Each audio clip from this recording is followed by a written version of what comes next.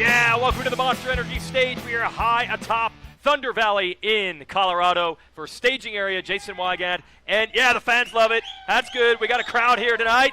Joined by none other than the 15-time AMA champion, the greatest of all time, Ricky Carmichael. We're going to do some bench racing. Yes. And what we're finding out is these fan zones, they get a first-class view. We're stuck in a TV truck all weekend. This is the place to be. Well, it is, and this is a cool thing about pro motocross. You get to go here. It's like tailgating at a college football game, right? Yep. A lot of fun, and I wish I was out here camping out with you guys. It'd be a lot of fun. Yeah, I think we're going to be jealous of them later on tonight. But we got a really special guest, along with myself and Ricky Carmichael. Let's bring in, I know it's going to pump up the crowd, Colorado's own, the 4-time AMA National Motocross champion, Eli TOMAC is here. Yes. Yeah, E.T. All right, ET3, and we know what it's all about when we come to Colorado. We already got a little preview a few months ago in Denver. They went nuts there. And I think they're going to be doing the same thing. I know it's special for you to come to these races in your home state. Oh, it's I just look forward to it every time. Yeah. I mean, ever since that first Supercross in Denver, oh my gosh, Yes. the crowd was so good. And it's always been a great crowd here at Thunder Valley, too. There's great enthusiasm just with all the people that ride moto in Colorado. Yep. And glad we get to be here. Yeah, we had snow, I think, that first time we raced in Denver. Yep. But they did not care. They were still on fire all night long. Oh, yeah. Dude. Yes. Well, the crazy thing was it was snowing in practice, and then it got the conversion was, I feel like it was 80 degrees in the afternoon. It was What happens here, right? Yeah, I guess so. I guess you're used to it. And, okay, the side of the track we're on, when you folks see this thing on TV, there's a big tabletop where guys like to get sideways or whatnot. All of a sudden you hear the crowd. So do you as a rider notice certain areas of the track get loud, like when you're in the fans sections? I would say it's for here. There's a lot of great places. Yeah. I mean, yeah, it is after this big triple table, through the big sweeper, and then the start line too. They're right up against the fence too. So start's really good here. Yeah, I mean, and then what's so cool about here is you can see the whole track too. Yeah. This is Did you race here as an amateur? Only a little bit because our house is like 7 hours from here, so we're really not that close to this area. It was this couple of Rutherland qualifiers here and there, and maybe a state race, but it wasn't like a local event for me. If you said, like, how many times would you, if you had to say, 10 times, 20 times? I think it was maybe once or twice a year. That's crazy. During that amateur stint. So. Yeah, so it's funny. You do well here, but it's not like you really have any special knowledge, right? No. I guess my advantage would be just riding an elevation period. Yeah. Right, because the motorcycle feels slower, especially from sea level to where we're at here. So that's my advantage is the feel of the bike. But that's a crazy thing. I think it gets lost in the sauce, if you will, is like everyone thinks you probably have this massive advantage because you rode here all the time throughout your amateur career, but that's really not the case. Kind of to your point, the only advantage you have is knowing how the bike's going to react, really. Yeah, exactly. This wasn't my backyard track. So, yeah, like I said, it was only a couple times a year. And is even the soil similar? What I've seen at your track, you got some sand down at your place. Is this even dirt, anything like where you ride? It's not. No, I didn't think so. Yeah. It's not. I have sandier soil at home, so this gets, awesome ruts. Yeah. And it's more clay base, so you get more of those solid lines here. That's the good news. You're used to the elevation. That helps you. But I got bad news. One of your competitors has taken a page out of your book. And Jason Anderson built the track also at elevation now. He used to struggle in elevation big time, had to take meds and fly in early, late, all these things he had tried. But he's been training in it now. So people are taking pages out of your book. You've had success. They want to do it. Well, I mean, look, Jason grew up in New Mexico, right? So he grew up in it. So I think he's just going for feeling at home and being comfortable, that kind of feeling. And so, yeah, it's working for him. It's worked for me. You just got to do what makes you feel good and what makes it work. You know what's interesting, though? I remember early in your career, the fitness we know was strong, and obviously training and elevation helps. But when we get you down to Loretta's, you had to adapt to something else. You had to adapt to the humidity. Everybody else got to adapt to the elevation. So how are you able to do that through the years? Because it went from a problem to when it's a hot day, we're not worried about you at all. For me, I didn't adapt to it till I just got older, and I feel like you just get more strength as you get older, right? Your body, you learn. You learn, and you learn how to manage it, and what your limits are. I mean, we started at a very young age in the sport. I turned pro at 17, and now looking back, it's just like you're a little boy, racing against the men. At now, And that changes, and it changed for me in my early 20s. You just get stronger. Okay, yeah, because that's how it was for me. Because you were raised in it. Yeah. That probably came easy. Yeah. But when you came to elevation, did you notice that? Well, yeah, I noticed that, and then the dry heat. You know, never growing up in dry climates, always wet, damp climates. So it was a shock for me, probably similar to him, to Eli, going into where super humid climates. Like I would just boil. You know, like when I go to the dry climates, I'm like, dude, it's so hot. And they're like, what are you talking about? It's way hotter in Florida. I'm like, dude, 110 is hot. I don't care who you are or where you at. It's hot. That's right. Let's talk about the series a little bit. Look, we were a little nervous that first moto. We knew you were coming in with a knee injury. I know you said in Supercross you were good for a few minutes, and then it would kind of kick in. Yeah. And it kind of looked like that at Hangtown. I was nervous, but that was not the problem. No, that was not the problem at Paula Moto 1. Yeah. I just got really tight. Yep. Arms got arm pump. I'll be totally honest. I just got arm pump and went backwards. Okay. You know, basically got kicked out the back. And I'm sure everyone that rides has felt that. You know, we'd think we wouldn't face that at this level, but we still do. If you're off and you're not comfortable and you're not feeling in that good spot, whether it's with the track or with your motorcycle. And I was just off on my setup for race day. Period. Yeah, imagine. So for those of you guys like, come on, man, arm pump. Let me parallel it for y'all. Imagine trying to write your name on a piece of paper and like you can't even get your hands to respond. And you can't grip the pen tight, and the pen's going all over different directions. That's what it would be like riding with arm pump, more than likely. Yes, but you're going 10 times the speed and taking 10 times the chance. It's the worst feeling ever. You're just a sitting duck. You're like, well, I can't really ride. Here we go. hard. Here goes the next guy. That's right. Like, well, you got me. Yep. And let me guess. The way this sport works, there are 9,000 arm pump remedies. Everybody's got one. Spray this on, wrap this, eat this, drink it. There's nothing you can do, man. For me, it's always as if I'm falling off the back of the motorcycle and my shock isn't up enough coming out of the turns. Yeah. Then I'm pulling myself too much. It's like a row motion, tight. right? And then it makes me tight. So that's what happens to me. Yeah, same. Yep. I was almost not falling up like if I was just strictly holding on too tight or riding over my limit. Like if running a 212 was easy and I tried to go 211, boom, my arms would blow up. I'd hold on tighter, and I just basically you almost have to surrender to not going that fast. Could you That's notice what that? It was, Pete. Did you know you got a pit board and you're like, I got to try to go a second faster. Would you think, but I got to be careful doing Yeah, this? 100%. I think it goes back to what ET was talking about. You learn as you go older. He knows what his limit is. He knows, like, all right, if I gotta bump it up a half second or a second, I'm probably going to get tight. So you have to weigh out the options, I feel like. And we all make the mistake of going too hard sometimes and then blowing up. You know, it just happens. Yeah, it's going to happen. It's the first time, it's not the last time, but absolutely, you got that line, and it's a game of chess. It's almost like championship, you got to be there every weekend, and some tracks you're going to feel great at, and you're going to have good speed. You won't have to hold on as tight, won't be falling off the back, whatever it might be. Everyone gets it a certain different way, but you got to be tactical about it. Yep. Can you tell with the bike setup before it even happens, like, oh, the way this bike feels, I might be in for it in a lap or two? Well, I didn't realize that obviously until the race. I mean, early in the moto where you're like, oh, this is not the way I want the bike to feel. Yeah, I was actually nervous after practice because I'm like, those practice laps where we're sprinting so hard, I was already blowing up at the end of those laps. So I'm like, this could be a long day. Yeah. Yep. And you couldn't change enough to get it where you wanted. It's hard to take that big of a gamble because a lot of times you can make things worse. I see. Kind of nice to know what you have. And my mindset was like, hey, this is the first round. Maybe I'm just treating it as the first round. You have a little more nerves, a little more adrenaline going that first one. So I just kind of went with it, but I paid the price for it. Yeah. Did you know? Obviously, things were way better at Hangtown. Yep.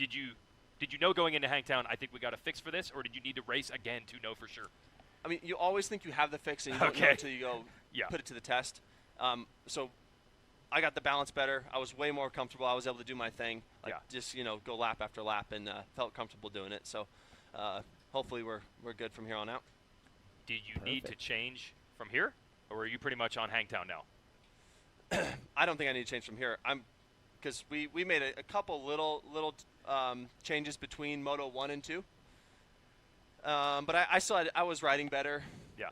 And so for now, I'm gonna start with that and go with it. One thing's for sure is we did make big improvement from Paula to Hangtown. And, this was our first race on the motorcycle. I don't want to put this all on the motorcycle, but it's hard to nail it right out the gate, your first race on a new platform. Let me ask you this. Have you ever taken your hot lap and you're like, dude, this thing doesn't feel right. I need to make a clicker adjustment here, or tension on the spring here, or have you ever done that? Because I tell you, I have. I'm like, dude, I don't know what this thing's going to be like. It was doing this in practice. Let me see what it's like. Oh, like on the sight lap? Oh, yeah. Oh, yeah. Oh, yeah. Okay, so, all right. I'm like, we'll do that. We'll make a change. You go out, you pin it on your sight lap. Make sure it's okay. Okay. Sometimes you put it back. Okay. So you might make a change between sight lap and moto. Yes. Wow. Yeah. Yes. Wow. Yep. There's times like because the conditions change so much from practice to first moto to second moto. There would be like sometimes I go for the second moto. I tell Goose, I'm like, it feels a little low on the sight lap. Like, give me some more like low speed compression. Yeah. Keep it up in the back. Get up a little bit. Yep. You're just going to the line hoping. Hopefully we got it. Hope we got it. But you did get it. You did get it last week, so you got to be pumped. And coming in here with the fans and the momentum from last weekend, you got to be excited about the chances of this being a good weekend for you. Yeah. Yeah. Yeah. I mean, just trying to replicate Moto 2 at Hangtown. Like that just felt like like me at home. You always feel good at home, but to have that same feeling at the race is a hard thing to do. What tracks on the series do you like the best? Like you're like, man, I'm looking forward to going to these races. To be honest, it was last week, Hangtown. Really? For some reason, I feel like I just race well there in general. And then I look forward to, here, Thunder Valley. Yeah, there we go. There we go. Fans are loving it. I mean, I've got one bad memory here, right, in 2015, but the rest of it has been pretty good. And then I love Redbud. I love Southwick. You like Millville? I like Millville. Unadilla? That one's hit and miss. I haven't had great success there the past few years, so that one's on my list. I need to do better there.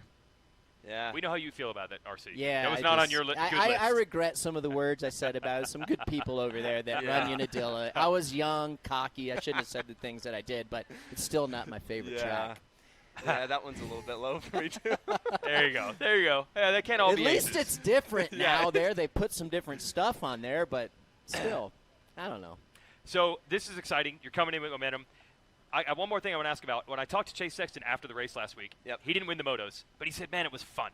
It was fun to battle. So I don't know if you guys are on the limit where you're like, God, this is so hard, or was it actually fun to be battling like that all the way down to the wire because he pushed you to the end?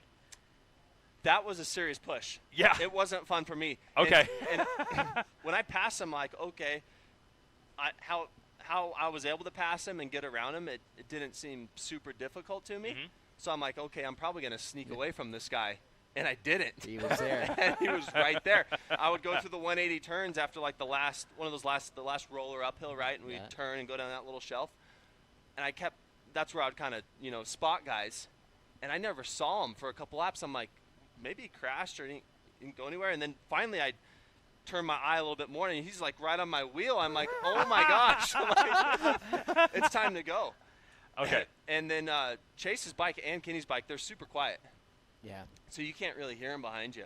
And so those last two laps were a massive, massive push. I mean, it was all the way to the end, all the way to that little hip jump. Yeah. To that whatever. Yeah. Into that new rhythm lane right there. He was right there. So that was a huge push to the end. Lappers are getting you guys jammed up a little bit too, huh? A little bit jammed up from lappers. We both, got good and bad from that. But hey, you won. But so sometimes it's fun to battle. Sometimes you're pushing really hard. Yeah. I was giving my all, period. Yep.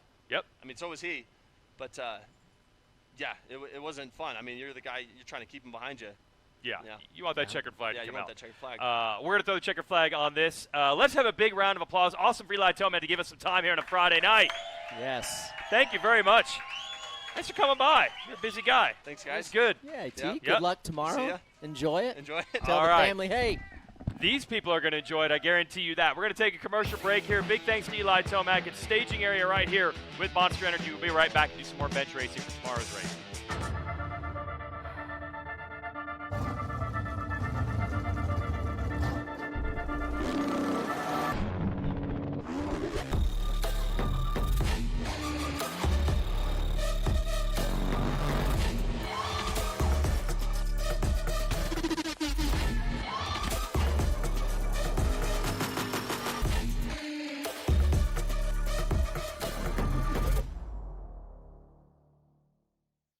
Keeping your pride and joy perfect is as easy as 1, 2, 3. Start with Slick Mist Speed Wax. Simply mist on and wipe off for a professional detail or shine. For your tires and trim, there's Lucas Slick Mist Tire and Trim Shine. Spray on and wipe off for better than new look.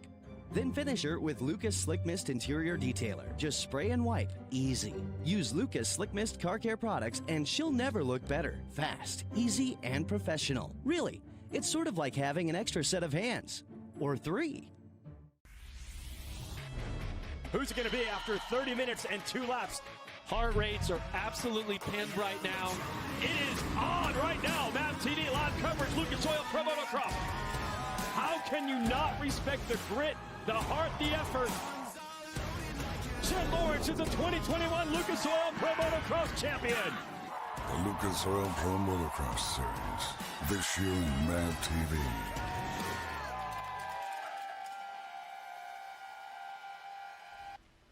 We are back. It's going to be the Toyota Thunder Valley National right here in Lakewood, Colorado. This is staging area. Monster Energy helping bring it to us right here on their Monster Energy stage. Ricky Carmichael, Jason Weigand, and our ace in the hole, our secret weapon, our stat man, Clinton Fowler has joined us. He helps us behind the scenes, both at Monster Energy Supercross and here at the TV broadcast for Lucas Oil Pro Motocross. So you promised to bring us some heat, some interesting numbers. Can you do that, Clinton? I'll do my best. I'll do my best.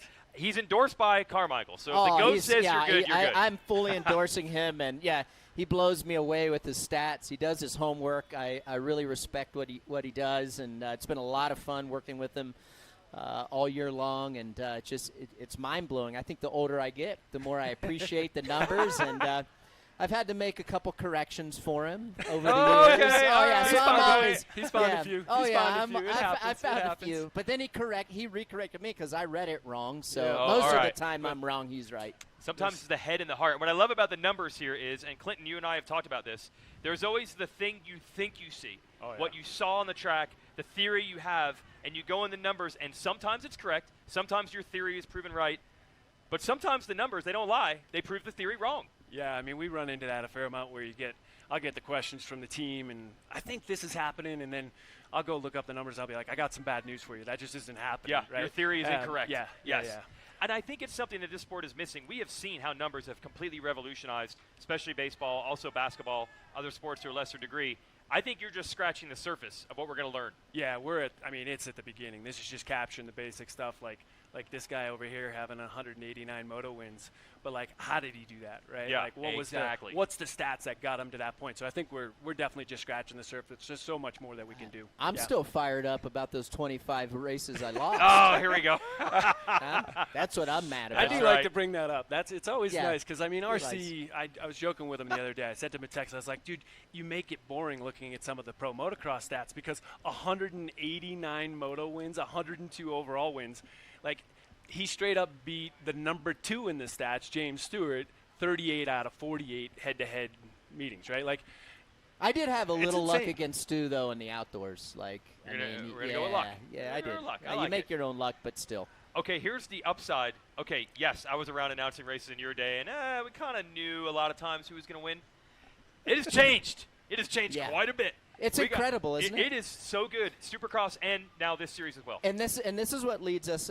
We were all talking about it a couple hours ago. Yeah. Leads us to, if you're a betting guy, you're gonna, and we're going more into stats of what Clinton does. If you're a betting guy, you have to go with Ken Roczen tomorrow, and Clint can tell you the hard stats of why. But like, I was doing my homework on the plane ride over here, and I'm like, wow, man, he's done pretty incredible here. All right, tell us the numbers here. Ken Roczen. He's never been off the podium. Okay. He's got 6 first-place finishes and two second place. He's never missed it. No, 4. 4. Excuse me. So, Thank you. See, oh, this that's is how how it it works. works here. 4 out of 6. Just He's won here texting Ricky. 4 out of 6 times. Yeah.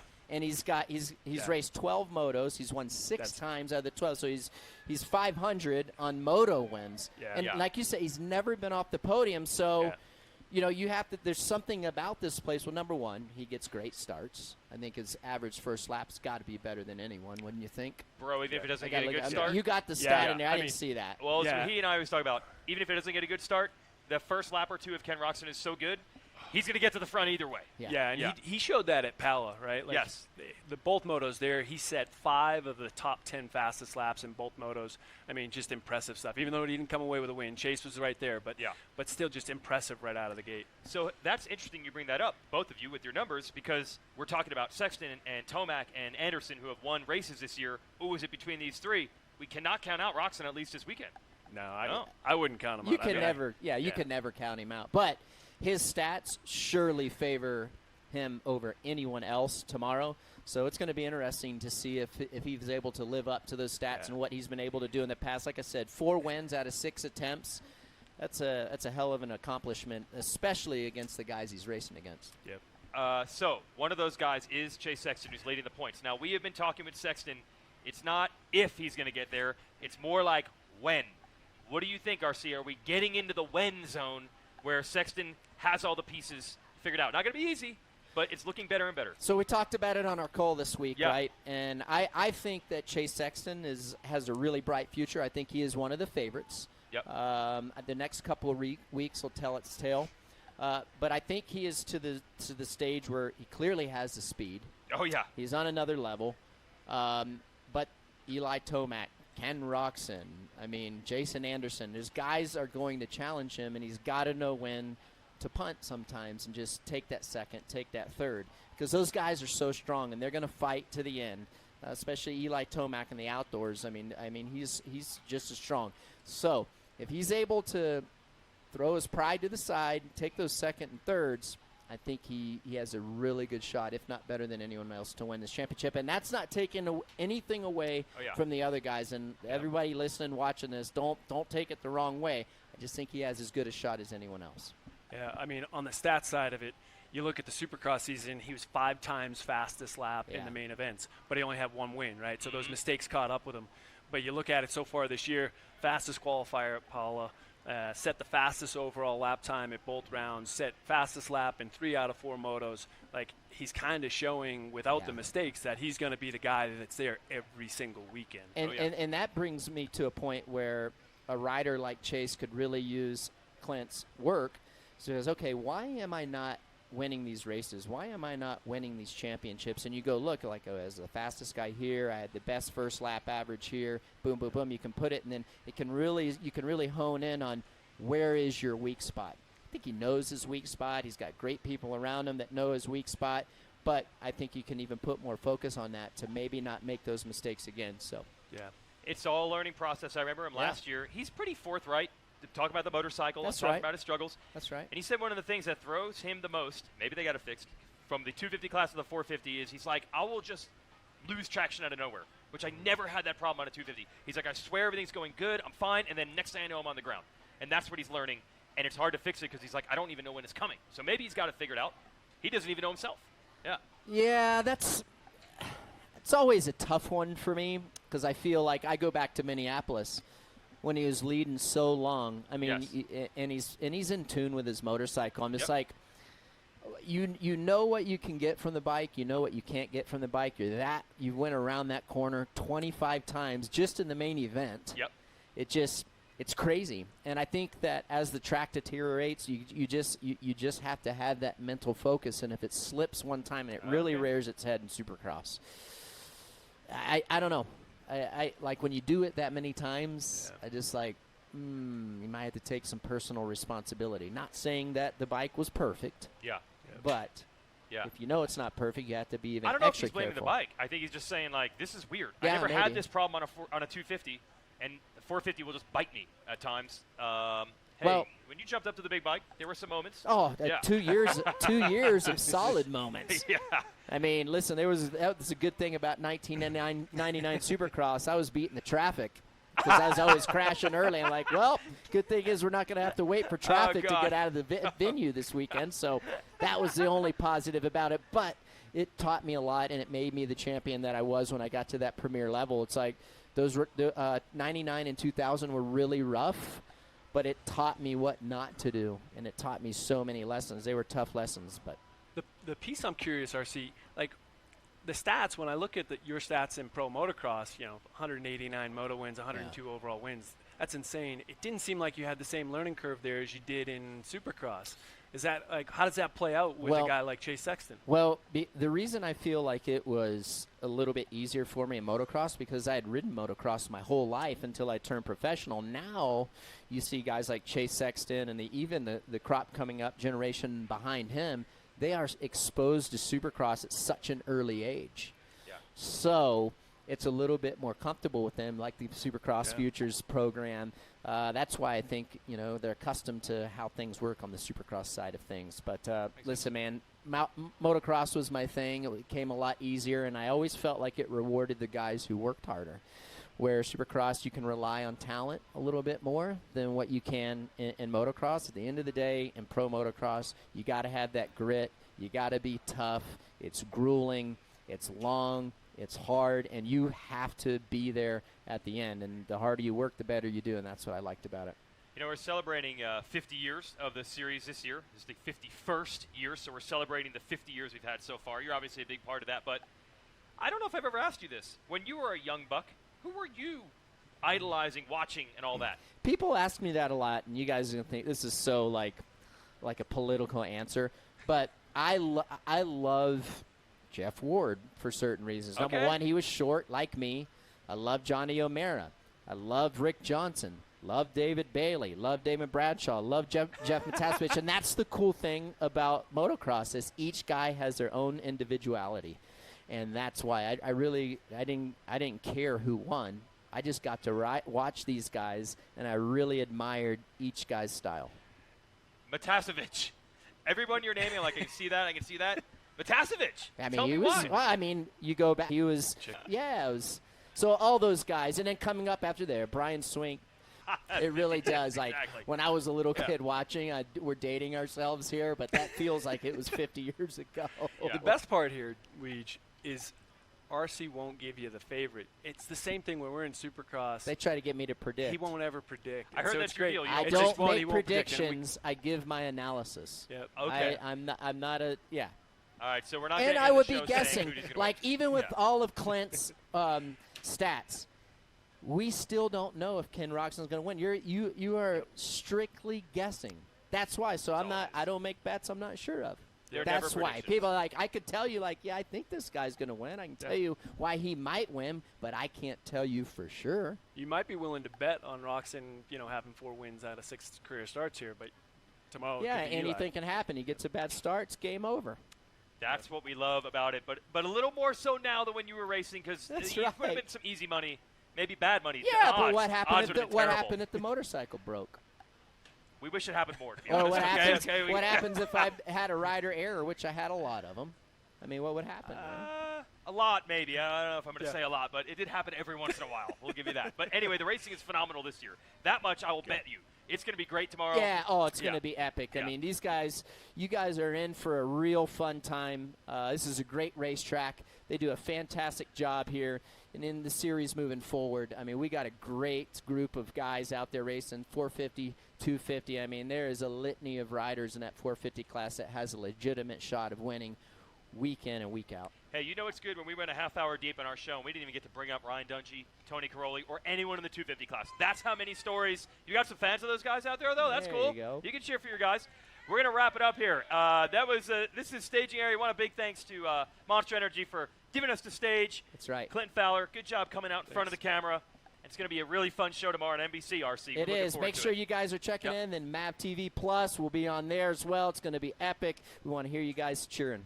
All right, everybody. Thanks for joining us on a Friday night. We'll see you tomorrow. Practice starts right around 8 o'clock.